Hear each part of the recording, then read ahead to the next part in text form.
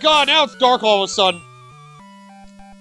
God damn it, time days always changing, or at least expect it. I'm leaving.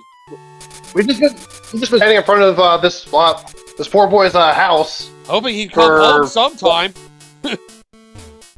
He'll be home at some point. I waited a whole week for his ass, and he still didn't show up. What the fuck? That kid really loves just being out and traveling the world. Good for him, I guess, but... Damn, man. He became a nomad. Yep. Well, again, I guess most Pokemon trainers do. Apparently a lot of 10-year-olds go through this. Yep. Could have fooled me. Then we have bug catchers and kids that are like friggin' like 6 years old doing this shit. It doesn't seem to make any sense. Like, some trainers are like, what do they do? Like a freaking contest or like a lottery in the background? It's like, oh, congratulations, your 10-year-old gets to go on a Pokemon journey to get one of these starters! While everybody else just gets Pokemon of their own. Well, I think for the other trainers, because they're always in the same spot, like, they're not that far from home. Yeah. So their parents are probably like, okay, you can go out to... You can go out to the route next to our hometown, but you can't go further than that. Even though before you were 10, you weren't even allowed to leave your fucking hometown, because everybody's super protective of you. Fucking dicks. Well, let me go anywhere, Mom. But anyway, yes, welcome back to our Pokemon Generation 2 podcast. Where we're making our way to Pewter City after fighting some bug traders. Well, like I said, they're young as fuck. Well, at least some of you guys actually have frickin' Johto Pokemon. Oh, alright. Oh, yeah. It is always weird running into, like, preschoolers and stuff. And you got them in the next generation, they start teaming up. It's like, Jesus Christ, how much do these kids know? It's always weird to get the kids that are, like, really good trainers. They're like, how the fuck did they get the time to get this strong?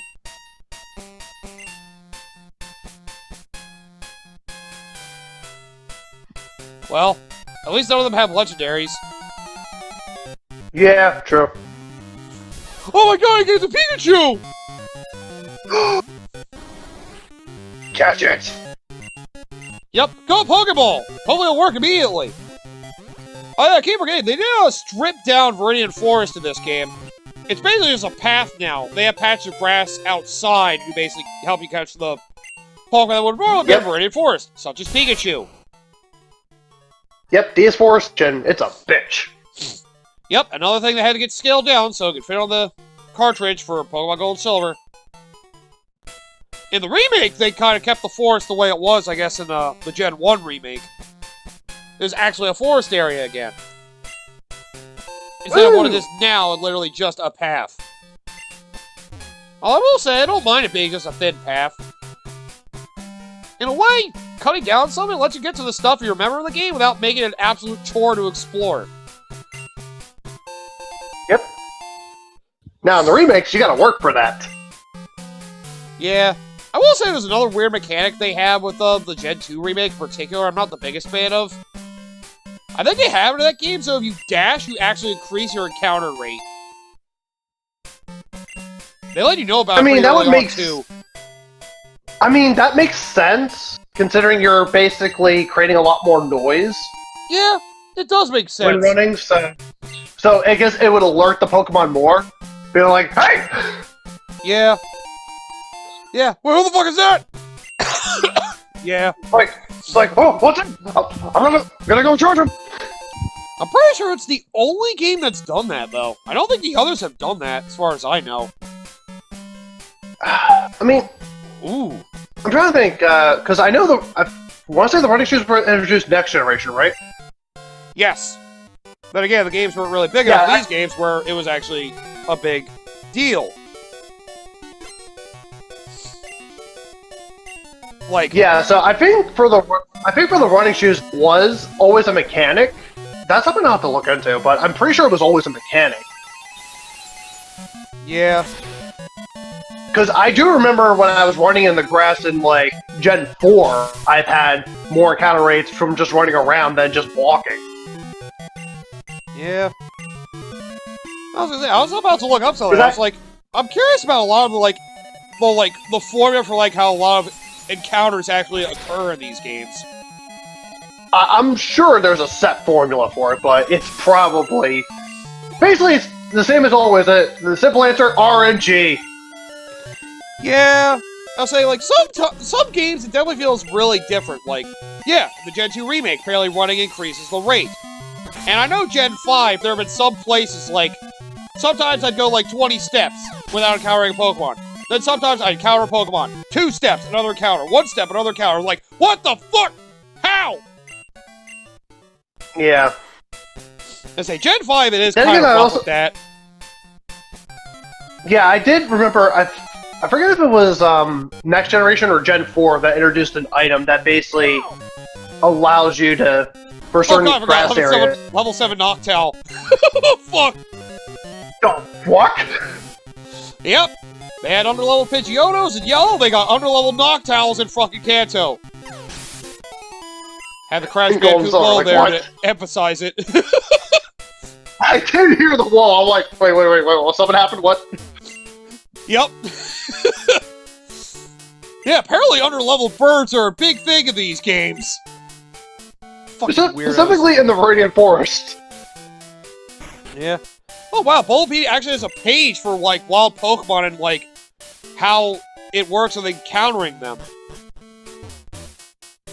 Huh, I'm not surprised. Yeah, let's see. Each tile is a number that affects the chance of finding a wild Pokemon. Tall grass varies from 15 to 25, except for Safari Zone, which has 30. Caves vary from 10 to 15, except Mewtwo's Room and Cerulean Cave, which is 25.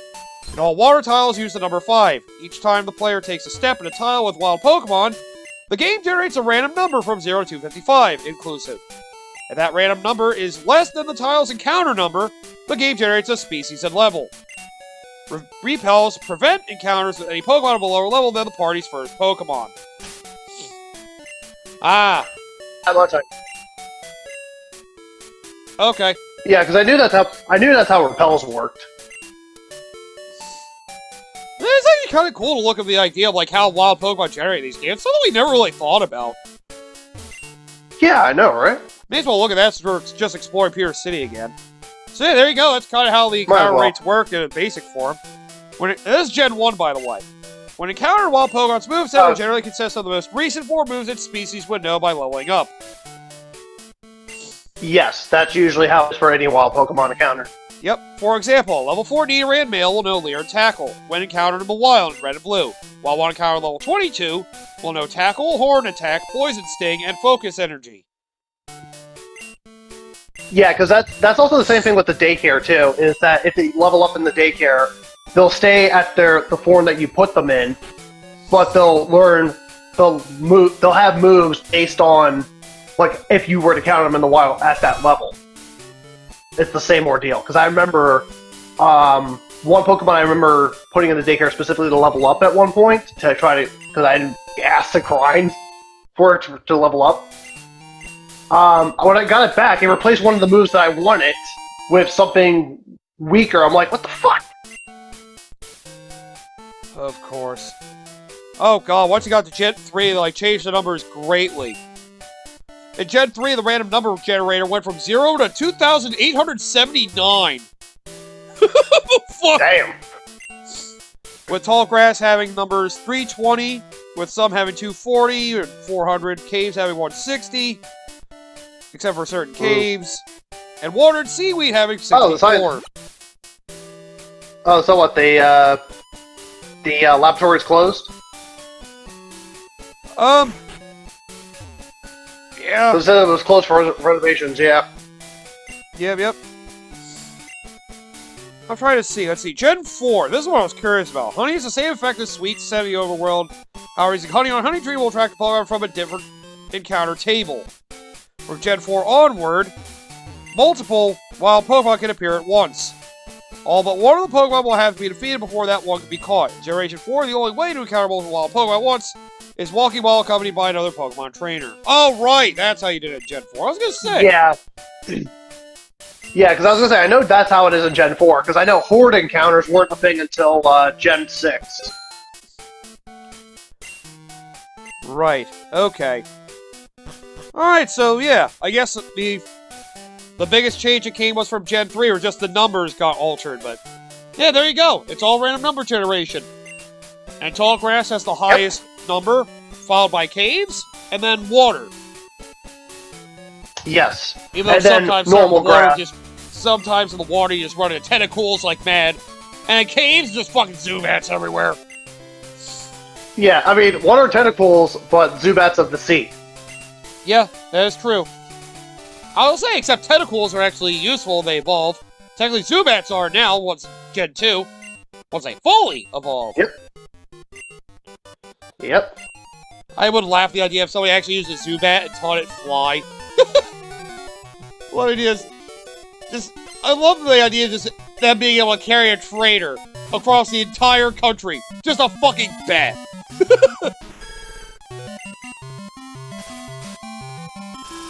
Then again, you could probably surf on a really small Pokemon as well. Like a fucking... I was gonna say Love Disc, but I don't think they're really small, but...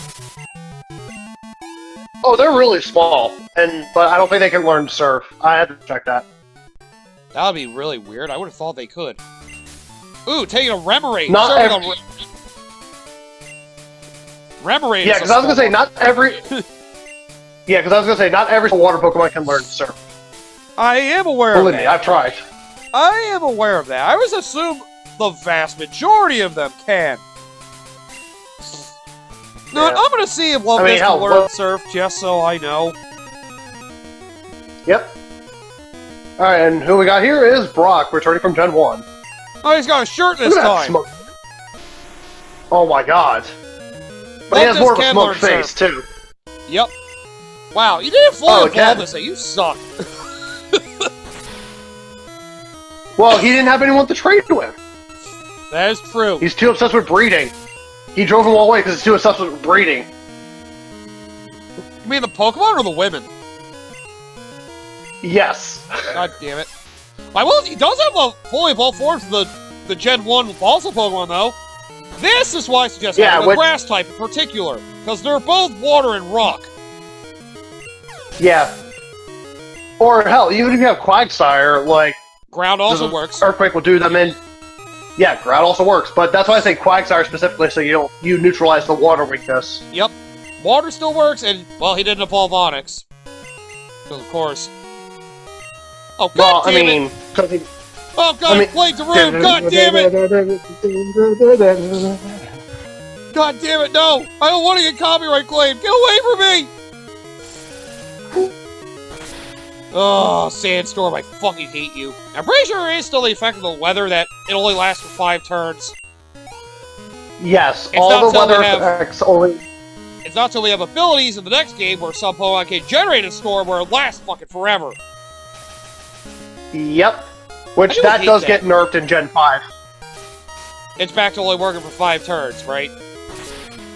Well, the abilities basically become a free version of the appropriate weather version. So, okay, yeah. So it lasts only 5 turns, unless you have the stone to increase its length. Right. Unless you have, like, the appropriate buck to basically change it from 5 turns to 8 turns. Exactly, that's what I meant, yeah. Goddamn Sandstorm. It's actually a decent strategy if nothing but rock or ground-type Pokemon, or steel. Yeah, which I think, because I know rock-type Pokemon get a buff in Sandstorms. I forget what their stat buff they get. I know it's at least ground types. Well, like, I remember rock-types specifically get a stat buff, like, if Sandstorms are up, but it's like a hidden buff, so you wouldn't know about it offhand. Maybe Bulbapedia has an answer. Probably. Let's see. Look up the Sandstorm move. See what it does. Like what? Okay, I see what you're saying, but okay. So basically, yes, you guys see Sandstorm. It basically has a fucking Sandstorm blow through. So for 5 turns, everything that's not a rock, steel, ground type gets hurt for 1/8 of their max HP, basically. Yes. Well, Gen 2 anyway. It's 1/16 in later generations. Yeah. And some abilities, get rid of it, that's Gen 3. We'll worry about that in another game. Yep. For Generation 4 onward, raise the special defense of all Rock-type Pokemon by 50%. Okay, that's what it was. Weather Ball, that's a move in Gen 3, that becomes a Rock-type. I keep thinking it's Rock-based. I keep thinking it's Ground-based for some reason. No, it's rock-based. Right. For Generation 3 onward, has the power of Solar Beam and Solar Blade. You know, I kind of thought friggin' Rain Dance would have done that already.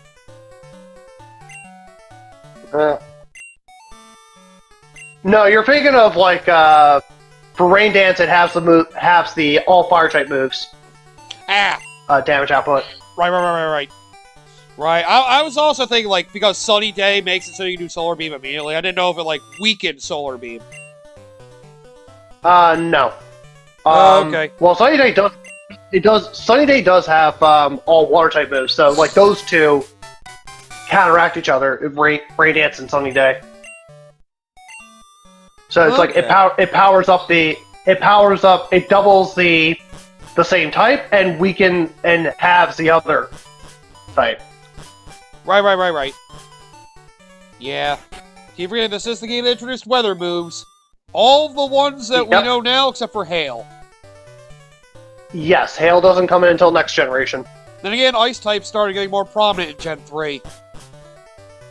Yes. That's another type that's pretty frequently ignored in these games. Gen 2 did a little better about it, but not much. Actually, all they added was the fucking Swinub line. And Delver. Yes. There's also Sneasel. Oh yeah, it's Sneasel. A lot of them are getting better buffs come Gen 4. Then again, so are the ones from Gen 3, honestly. Well, yeah. Ice types definitely got a much better come Gen 4. Now I think about it. God damn. Yeah, they did. Snorunt got an alternate evolution. Piloswine got an evolution. Weird Jinx was left out getting an evolution. And she got the pre-evolution this generation, but that's it. That she did. Yep, they didn't evolve her. They evolved frickin' Magmar and Electabuzz. And fucking Magneton. And Tangela. And Tangela. And Lickitung. Yeah. And Yanma. But yeah, no Jinx. Yeah. No Jinx love. Then again, I don't think I want to love that thing either. Oh yeah, I forgot to go into the Game Freak building last time we were in Celadon City. That's what we're doing right now. It's basically the same as last time. Yeah. Except, basically, once you complete the Go ahead. Oh, sorry, go ahead. No, you do it. But basically, it's the same as last time, where once you complete the Pokedex entirely, getting all 250 Pokemon, because they do not count Celebi for the completion for this. I also don't know if they count Mew. That's a good question. That's something I'll have to look into technicality, but for all intents and purposes, let's just say the 2 Mythic Pokemon will not count towards this because they're I think Pokemon, they do exclude Mythic Pokemon, thankfully, for Pokedex completion. I know they did for Gen 5, when I did it. Yeah. Technically. And come back here once you complete that out, and you'll get your diploma. Yep.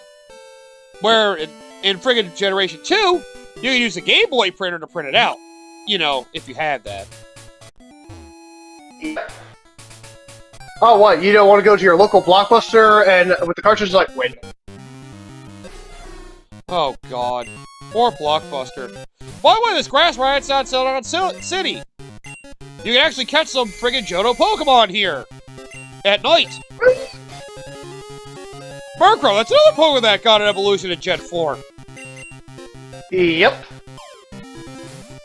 And Gen 4 was one of my favorite things about Gen 4. They gave a lot of Pokemon that were not good. It's like, let's make you competitive. Let's make you competitive. Let's make you competitive. Dunsparce, no. Yeah. Sorry, you're gonna have to wait.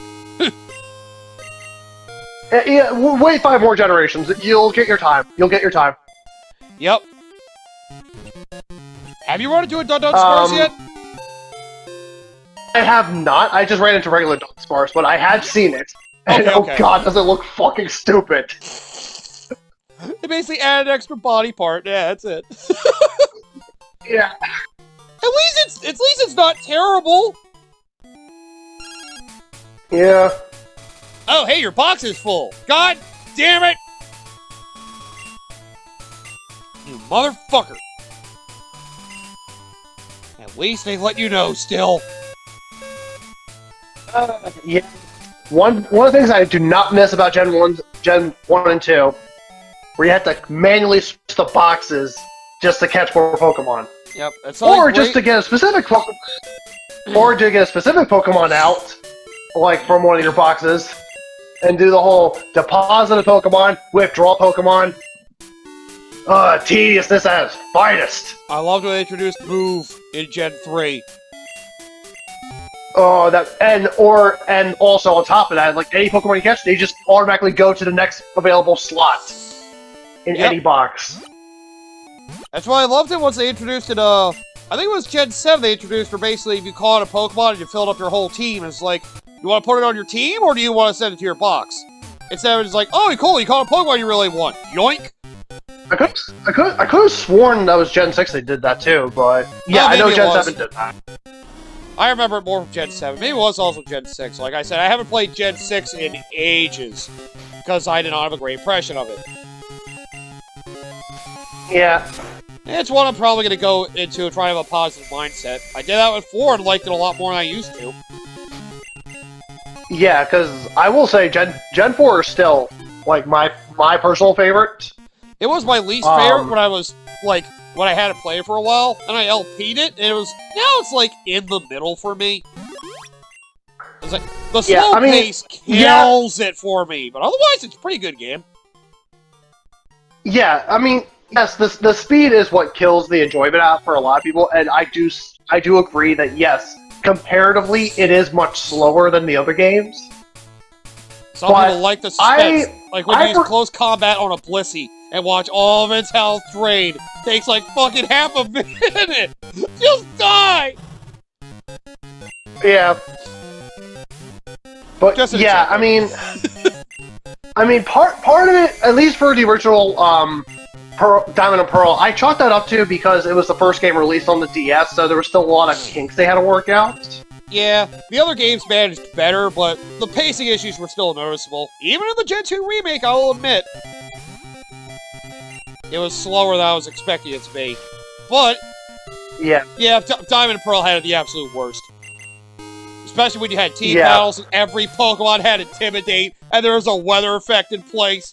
Oh my god, you'd be waiting a minute just to fucking start the goddamn battle. Oh! Fucking terrible. Yeah. That's why Gen 5 is a breath of fresh air in some ways. They emphasize speed so much in Gen 5. Alright, Hunter! Yep, and finally we got a one of my favorite Gen 2 Pokemon. That's the big one you want to get One of my favorite Gen 2 Pokemon. Yeah. Especially once it evolves. Oh, boy. Oh. Yep. Definitely one of the better fire type. The best fire type introduced in this, we don't count the starters, which I don't typically count the starters, because they're kind of in their own category. Yeah, I would say so, too. I would say probably the best fire type introduced in Gen 2. Oh, without a doubt. And it's got dark, too, mean, so, you know, you can take advantage of a new type as well. It just sucks you have to wait till this point in the game to get it. Now, unfortunately, the remake carries that flaw, too. Yeah, which, let's put it this way, Houndoom was one of the Pokemon I had on my team when I went through Platinum the first time. Yeah, funny thing, you couldn't get that in frickin' Diamond and Pearl. The only two fire-type lines you had in all of Gen 4, were the starter and the Ponyta line. That's it. Well, that was in Diamond specifically.